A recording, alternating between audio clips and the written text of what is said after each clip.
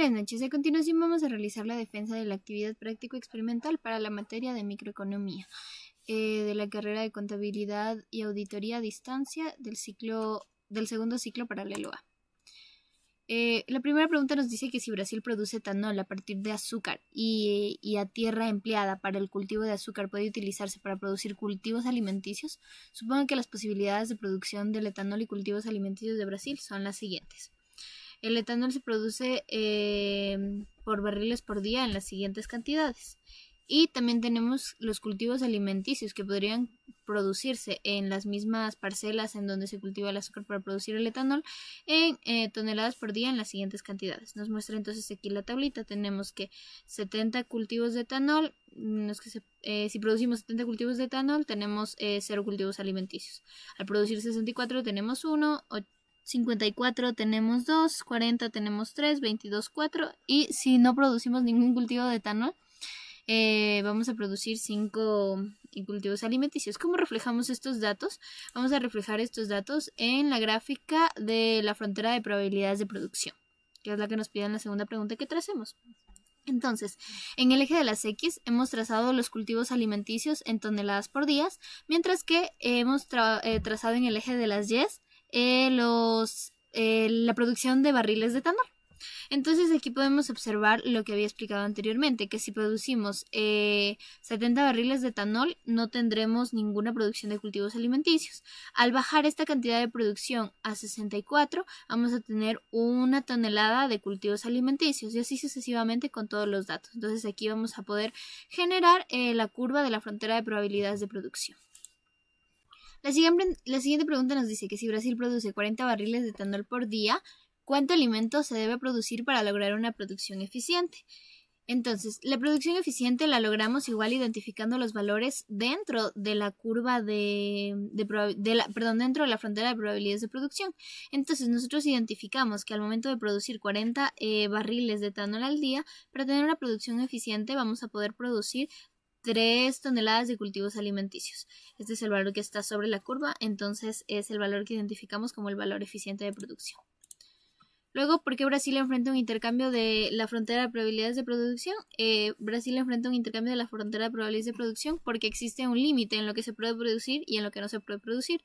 Como lo habíamos visto, si nosotros producimos más de los 70 barriles de etanol que teníamos en la curva de producción, estaremos fuera de los valores que nos da. O sea, todos los rangos que estén debajo de esta curva son los que son posibles producir.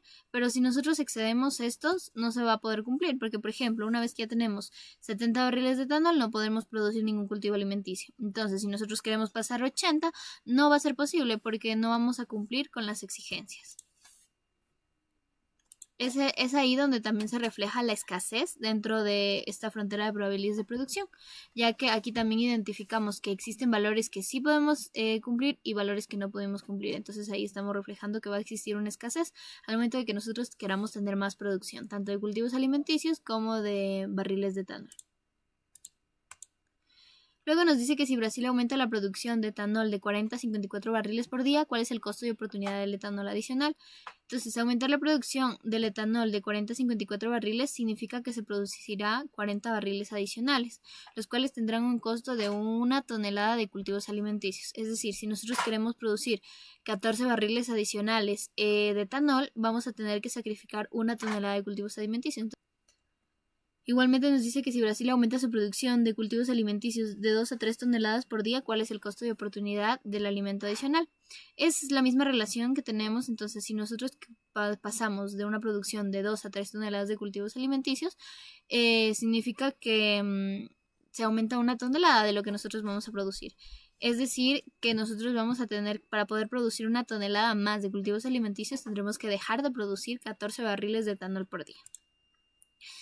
La relación entre las dos preguntas anteriores es que al Brasil enfrentar un intercambio de la frontera de probabilidades de producción, ya existe un límite de lo que se puede producir y de lo que no. Es así que para lograr una cierta cantidad de barriles de etanol se debe cultivar una cantidad limitada de toneladas de alimento por día.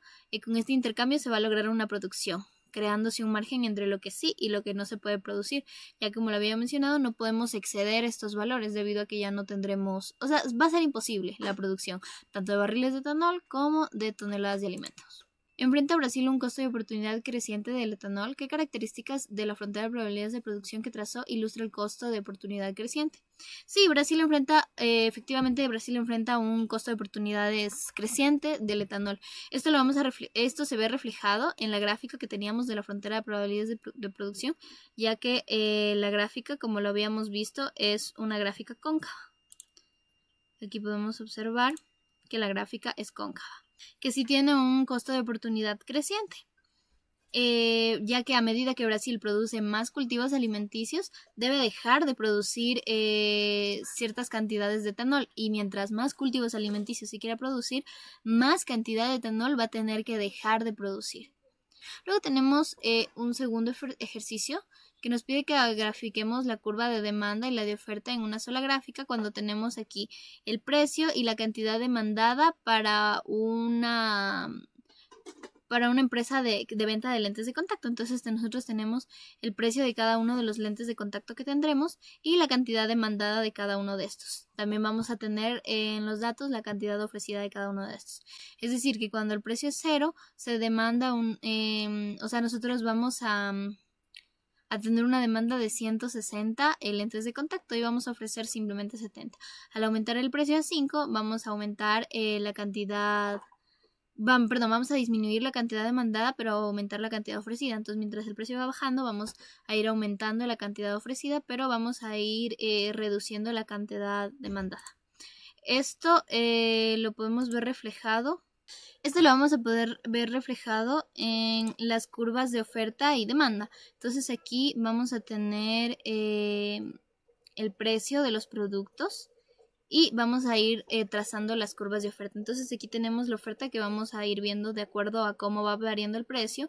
La cantidad ofrecida también va a ir variando, como lo habíamos visto en los datos anteriores. Igualmente con la curva de demanda vamos a graficarla de la misma manera.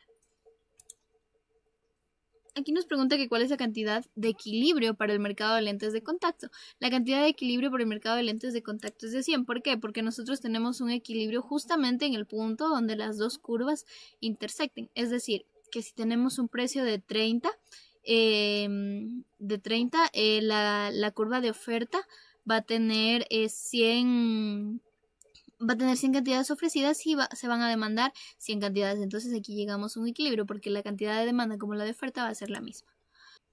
Luego nos pregunta que cuál es el precio de equilibrio del mercado de lentes de contacto. Esto realmente es lo que había explicado anteriormente, que es justamente el punto en el que la curva de la curva de oferta como la curva de demanda van a tener los mismos valores. Entonces, si nosotros identificamos que justamente en este valor de 100 coinciden ambas curvas, entonces vamos a ver en el eje de acá en qué precio está. Entonces, como ya lo había dicho, cuando tenemos 30 van a ser las mismas cantidades. Entonces, por eso el precio de equilibrio va a ser de $30. Si el precio es de $45, ¿qué tipo de exceso se presenta? Entonces nosotros vamos a tener, igualmente lo vamos a ir identificando aquí, que nosotros cuando tenemos $45, vamos a verlo en los datos. Cuando nosotros tenemos el precio de $45, vamos a tener una cantidad demandada de 70 y una cantidad ofrecida de $115. Entonces nosotros, para poder sacar este exceso, vamos a restar la cantidad ofrecida menos la cantidad demandada y podemos obtener 45 lentes que están en exceso de oferta, porque se están ofreciendo 45 lentes de contacto más de los que se demandan.